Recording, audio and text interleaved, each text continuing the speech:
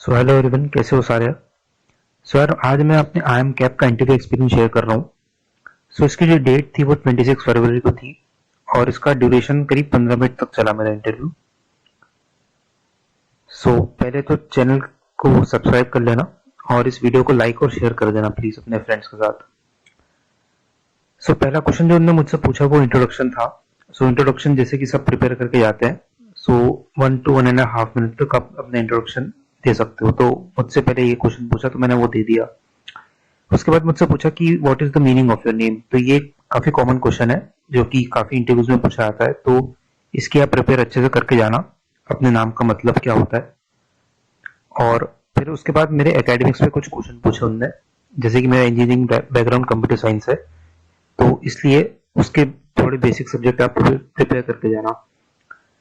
जैसे कि मुझसे पहला क्वेश्चन पूछा था कि व्हाट इज बिग डेटा, और उसको एग्जाम्पल के थ्रू एक्सप्लेन करो। उसको मैंने एग्जाम्पल के थ्रू एक्सप्लेन कर दिया था। देन फिर मुझसे पूछा था कि तुम्हारा फेवरेट सब्जेक्ट कौन सा है, तो मैंने उसमें ओप्स कहा था। तो मतलब ये ऑब्जेक्ट ओरिएंटेड प्रोग्रामिंग एक सब्जेक्ट है कंप्यूटर साइंस में, तो उसको एक्सप्लेन करने को कहा था मुझे, तो उसको मैंने एक्सप्लेन कर दिया था सिंपल वर्ड्स में। देन फिर मेरे से पूछा कि तुम्हारी हॉबीज क्या है। तो हॉबीज में मैंने जो अपनी बोली थी, मैंने क्रिकेट के बारे में मेंशन किया था। सो उन्होंने फिर क्रिकेट पे मेरे से और क्वेश्चंस पूछे, लाइक कि डेटा कैसे यूज होता है क्रिकेट में। तो डेटा बेसिकली जैसे मैंने उनको एक्सप्लेन किया था कि डेटा काफी टीम्स ऑक्शन के थ्रू यूज करती है, ऑक्शन के टाइम प्लेयर्स सिलेक्ट करने में, और बजट कैसे यूज होता है ताकि राइट प्लेयर्स टीम में सिलेक्ट हो सके, और फिर प्लेयर्स के स्टैट्स वगैरह देखने के लिए यूज होता है डेटा। सो ये हो गया था। फिर नेक्स्ट क्वेश्चन पूछा तुमने स्पॉन्सर कौन है आईपीएल का, तो मैंने बोल दिया था टाटा आईपीएल इस बार हो रहा है स्पॉन्सर, तो वो आपको पता होना चाहिए। थोड़े बेसिक क्वेश्चन हॉबीज से रिलेटेड, और क्रिकेट हो तो काफी कॉमन चीज है तो वो पूछते ही है इस पे। फिर उन्होंने एक मैथ्स का क्वेश्चन पूछा जो कि बेसिक है, मतलब व्हाट इज प्रोबेबिलिटी। तो इसको मैंने एक्सप्लेन कर दिया था, मतलब एक उन्होंने डेफिनेशन पूछी थी। तो प्रोबेबिलिटी को बेसिकली जो सिंपल डेफिनेशन होती है कि जो फेवरेबल अपने आउटकम्स होते हैं upon total number of outcomes, तो उसको फॉर्मूला के थ्रू एक्सप्लेन कर दिया था। देन फिर उन्होंने पूछा कि प्रोबेबिलिटी 0 और 1 के बीच में लाई क्यों करती है, मतलब इसका क्या रीजन है।